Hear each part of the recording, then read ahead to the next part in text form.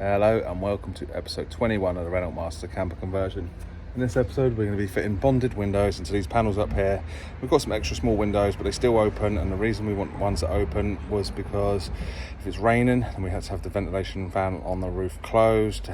Although we didn't get any condensation problems, we still want to make sure we're taking every precaution. We also are going to need to have some sort of way of looking outside. If you hear any noises, it's nice to be able to know what's going on around you, and not have to get down from the bed and look through that window. So yeah, it's nice to have a bit of a view what's going on and better ventilation, and it also has an integral fly screen, so I'm really happy with the window I got. An extra small one so it fits in this panel because we're a bit limited for space. As you can see, we're very limited for space. There's normally a shelf in here which ends in this metal trim that sticks out a bit more than the panel. As you can see, the installation of my fingers still go behind there. So I'd like the bottom of the window to finish along this top here so it finishes nicely. But we could be restricted by that lip. So what I'm going to do now is try and transfer that line around here, and then we're going to work out where we're going to get this window. I'm going to do this one first, and then I'll do the one behind me after, but I'll probably just video this one because the second window will be the same process. The way I'm getting this line round is I'm not putting it level, I'm just putting it in line with that line. Bit of tape on there and then just pencil marking it around there. So I've just transferred that round the corner. I've done it by eye, it doesn't need to be perfect. We're just getting a rough idea of where it's going to end. And then I've put this level across the bed frame, a small level underneath touching the bottom of that level, pencil mark there, and obviously I've lined it up with the frame there. I'll put that tape measure on that top mark, measure down to the bottom mark. It's 310 millimeters or 31 centimeters. And then we know it's level with the bottom of this frame. Now it might be a couple of millimeters out, but we're just going to get an idea to see where it sits. So 310, we transfer it around, is roughly where that screw is. And that is about 100 millimeters down, 120 mil, because we've got 20 mil above that. So about 120 mil down to that lip. So we've got plenty of room there to cut that on there and know that that window is going to fit in nicely without it overhanging that lip at the bottom.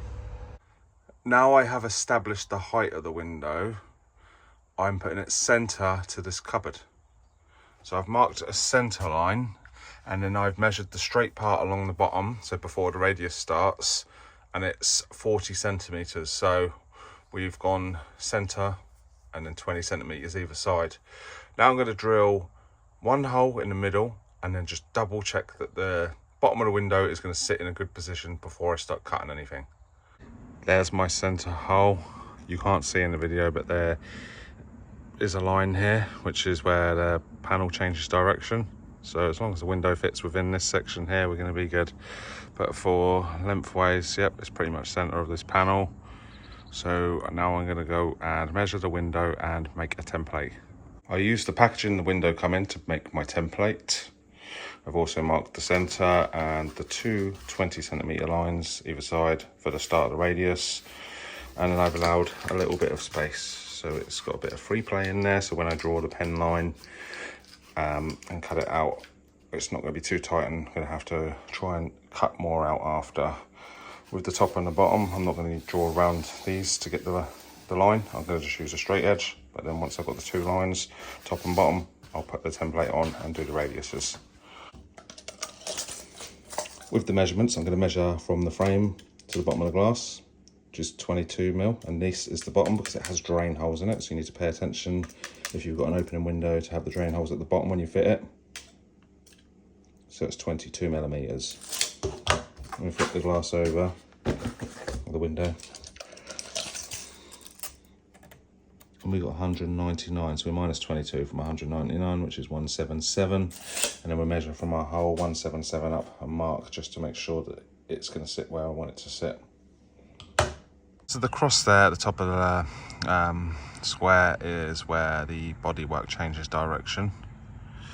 We need 177, we've got 140. 177 is up to that top line. And the cutout is about 150. So even the cutout will be overlapping the line. We can move it down about 12 mil, I think, so that will get the cutout within the line. And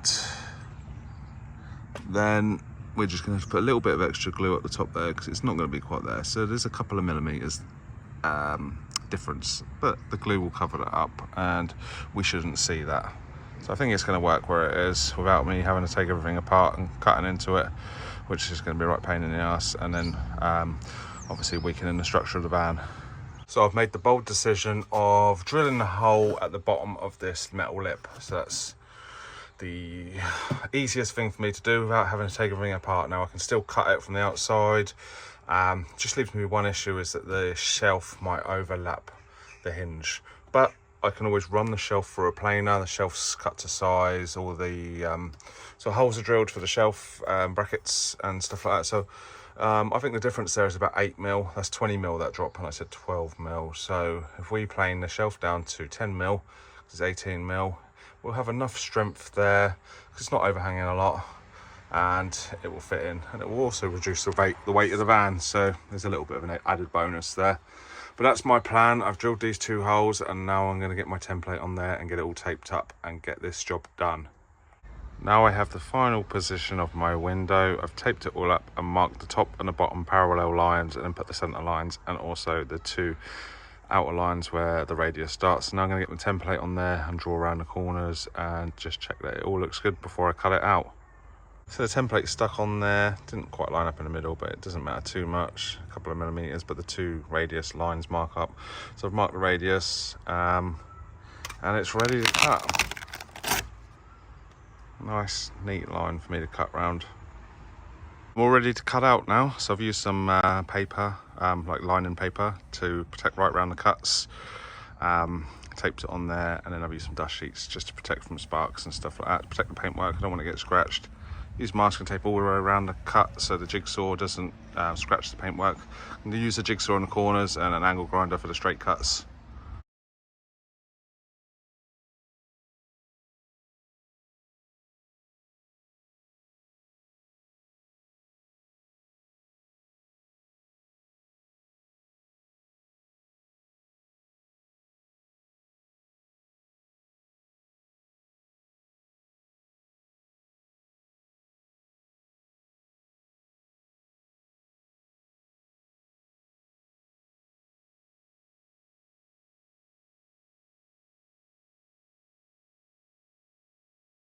So I left this insulation stuck on here on purpose so the sparks didn't come inside the van, and then I'm just going to have to cut this along here to remove this panel now, and then I finally got to cut this bit out, which obviously I can't stop the sparks from coming in, but I can put a dust sheet over here just to cut that out.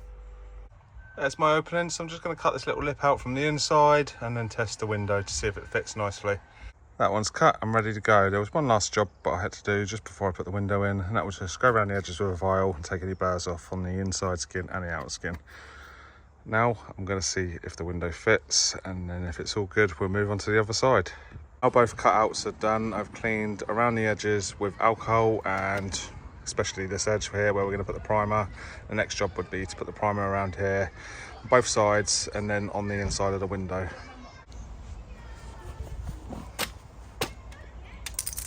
Got to make sure you give the primer a good shake. I've already shaken it, so a little bit of another shake.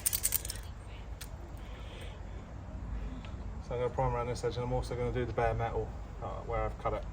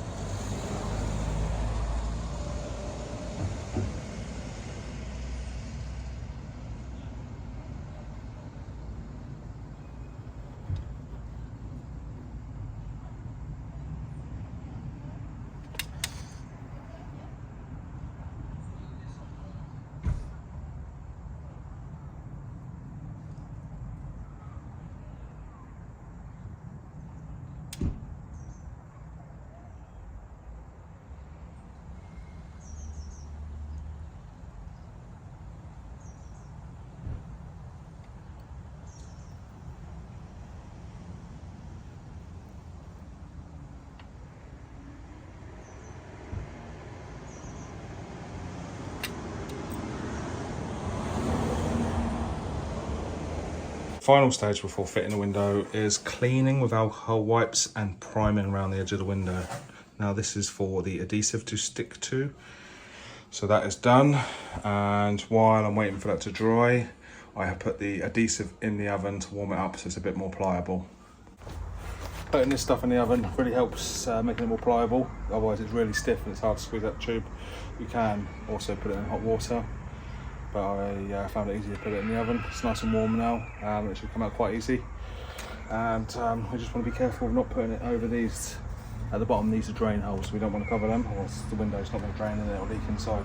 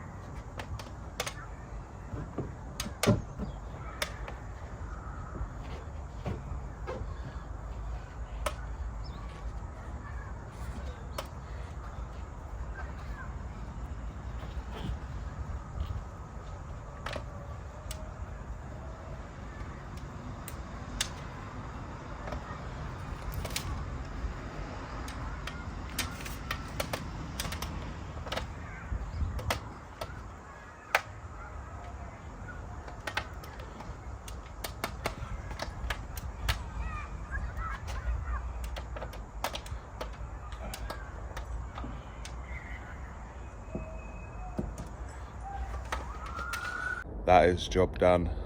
One thing I will say though, it is don't put as much glue along the top of the drain holes, because when I pushed the window back, the glue squished out there, because obviously the drain hole's raised. So you only want minimal glue along that part, and then just a constant bead all the way around. So with this one it went a lot better because I didn't put so much glue along the drain holes. That was easier. The other one, bit of glue squished out, so I had to clean it up, and it's very sticky and quite tough, that glue, so it's not easy to clean it. That's how it looks on the inside. I have put the shelf back in and it doesn't actually interfere with the hinge latch. And it also, as I mentioned earlier, it has an integral fly screen, which is here. Open that, close it. So I'm really happy with how it's come out. So now that job's done, I can finish with cladding the back of this wall. That's the other window in the background. I'm really happy with how these windows come out, and I like this product. They're very useful if you've got limited space, and not too hard to fit either. If you found this video useful, please like and subscribe to my channel, and stay tuned for more videos on completing this camper build.